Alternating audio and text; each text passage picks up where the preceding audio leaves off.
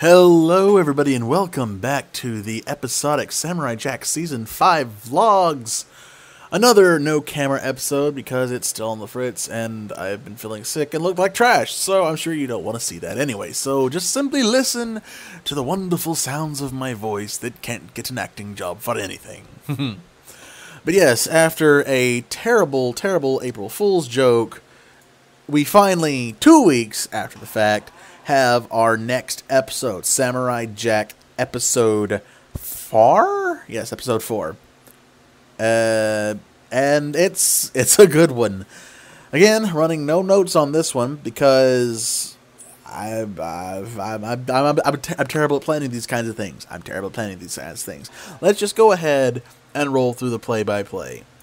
We see Jack in the forest, in the snowy of the forest.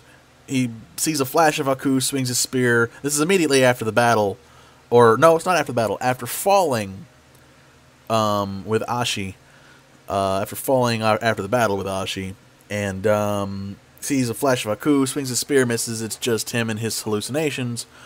He goes and sees Ashi lying dead and bloody on the ground.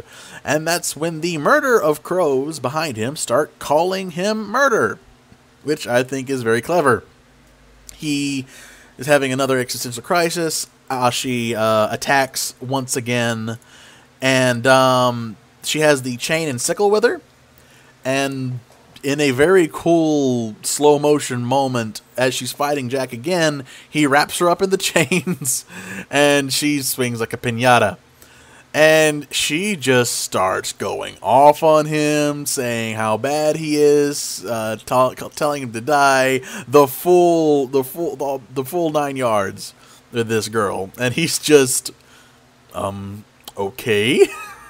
This episode is honestly very, very funny, all things considered. He's taking this very well in stride, to be honest. So there's a little bit of banter back and forth. She still hates his ever-living guts.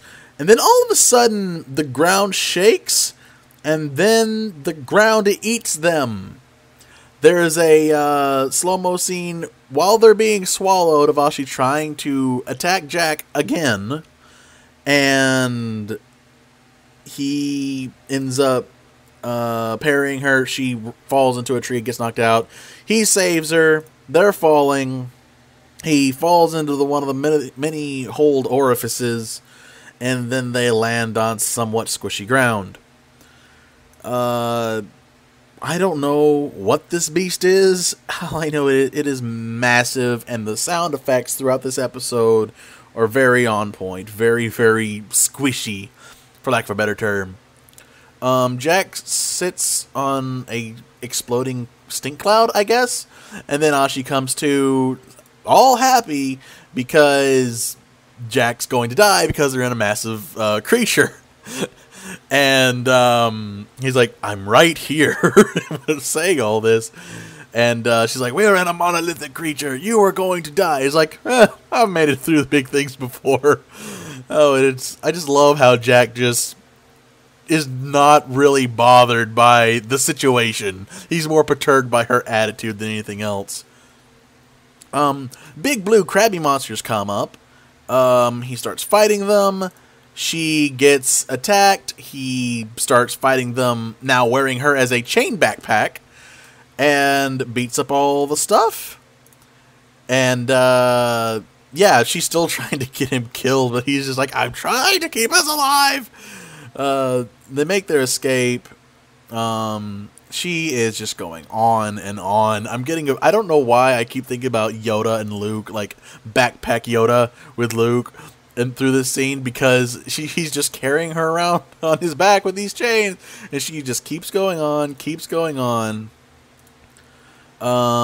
let's see here. Finally, she, I forget exactly what happens there, but transition later. She wakes up, and they're pretty far away, and Jack's just off on his own, and he's having more hallucination, one with a puffball who's basically saying, let's just leave, and then we start seeing more of Phantom Jack, who's like, let's just go. Meanwhile, Ashi gets kidnapped by a red crab thingy, he takes a spike mace that's growing out of this creature, climbs up where she was taken, and beats him up and saves her. She, of course, is not very thankful about it. She keeps on going on and on as they're walking, and he's just like, look, everything that you know, everything that you are saying is not true. Aku's the bad guy. She, of course, does not believe him. And then suddenly it starts raining needles. And there's a funny scene with them in a cave, and he's just like plucking all of the needles out of each one of them, and her face never changes. It's glorious. The duo continues. They're on their way, constantly looking for a way out. Jack gets some armor off of a passing bug, a la Monster Hunter style. She just thinks he looks hideous. He doesn't really care. They're climbing up and making some good progress. She tries to get him killed again. He avoids getting killed, then continues to climb up again, this time her not directly strapped to his back. And they get to, I don't know where they are, but it's very, very dark. And there are all these flying creatures that look like organisms that, the best I can say, reminds me of the tutorial section of the video game Spore. Just all kinds of weird molecular organism style creatures just flying everywhere. And there is a gaping opening and closing hole in the ceiling that leads outside, and a pit of acid underneath it. So, plan as always, ride the flying creature up. And it's here that we find out they are freaking huge. These things that look like organisms, they are gigantic, like easily elephant size, like way bigger than a horse. Some of them are even bigger. It's ridiculous. Trying to get up there, but then all of a sudden, this skeleton fish comes after them, and they get knocked down, and then it's a back and forth between these different flying creatures trying to get out of here. Skeleton fish is extremely cool designed, I must say. Extremely well designed. And eventually, they make their way out. They are flying through the sky, and they land, and Jack comes up. Ashi doesn't come up, so he goes down, saves her, and they end up on a deserted island. He sets her down, goes off, sits on his own. Ashi comes to, and for some reason the scythe made its way all the way through. Why Jack wasn't using the scythe, I don't know, but we're not going to look too deeply into that. But the Kama, actually, the small scythe, she has it. She's stalking Jack. He's just sitting there. She's about to slice him. And then a ladybug flies past, and she's distracted. And there's a flashback scene of her, for lack of a better term, mother, basically saying there's no time for distractions, kills the ladybug that landed in her hand.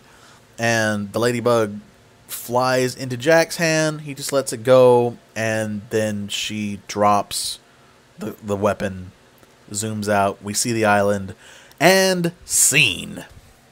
I really, really like this episode. It was a lot funnier than I thought it was going to be, all things considered, especially after the heavier episode of episode 3.